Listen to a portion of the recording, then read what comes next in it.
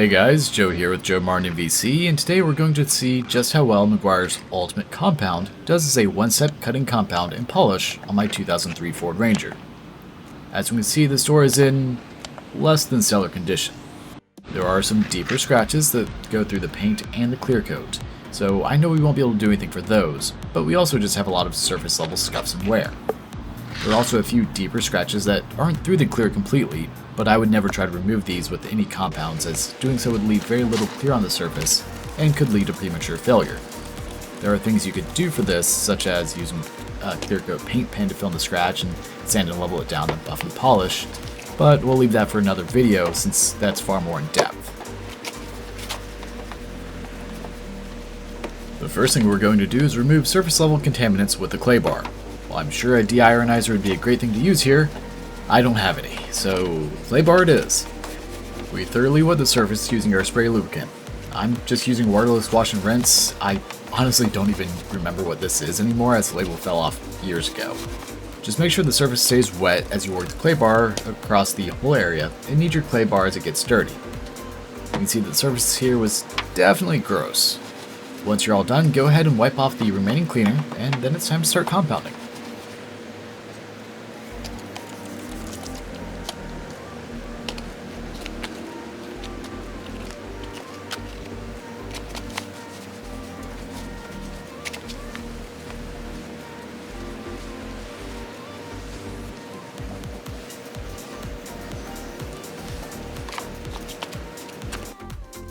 For our compounding stage, we're using Meguiar's Ultimate Compound, obviously. We're using it on an orange Hexlogic cutting pad with our Meguiar's Dual Action Polisher.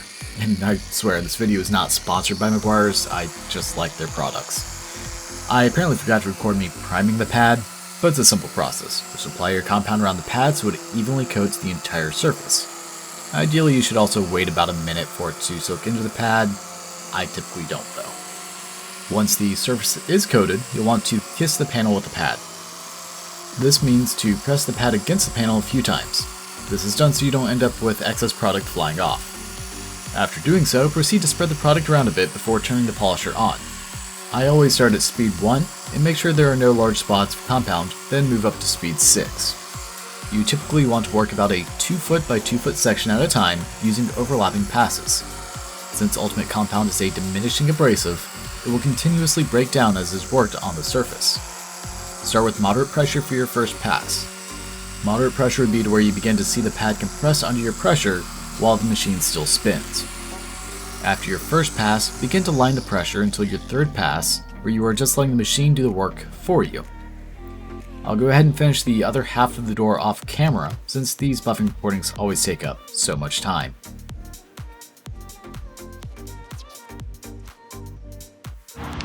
Before we compound the other side, we can see just how much of a difference one pass with Ultimate Compound has done for this door panel. As I said, the deeper scratches are obviously not removed, and I personally would not be comfortable removing them with just a buffer. But we can see just how good of a job Ultimate Compound does, and just how well the abrasives break down to reduce any marring or holograms.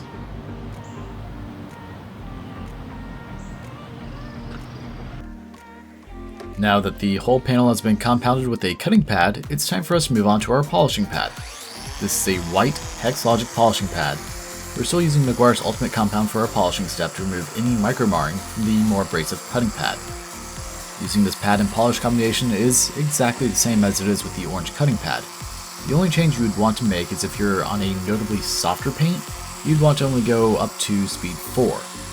Fortunately, the Danger Ranger has hard enough paint that I can continue to use speed 6. And just like with our last buffer section, we're only doing half of the door on camera, and we'll complete the other half off camera.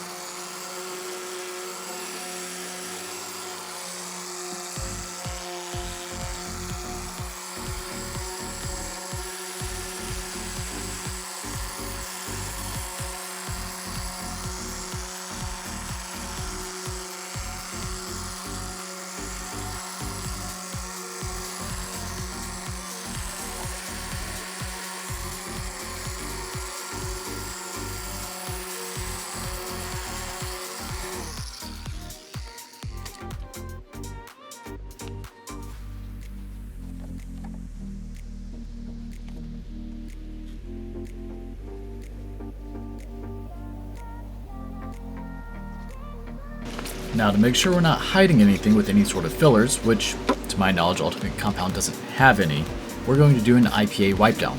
IPA, or isopropyl alcohol, breaks down fillers, waxes, and grease that could be lingering on the surface.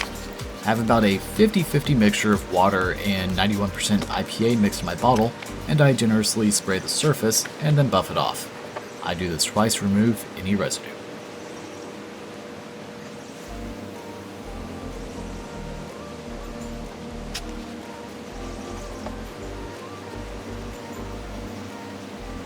As we can see, Ultimate Compound did an absolutely amazing job at removing the swirls and even medium level scratches. Using just one compound and 2 different pads, we were able to achieve some beautiful results without any swirls or micro marring. While you could go more aggressive and remove some of these deeper scratches, it would require removing a lot of clear and could lead to premature failure, which I always try to avoid. If you're looking to do some detailing as a beginner or just want a simple and small budget setup without a cabinet full of products, I would definitely recommend Ultimate Compound.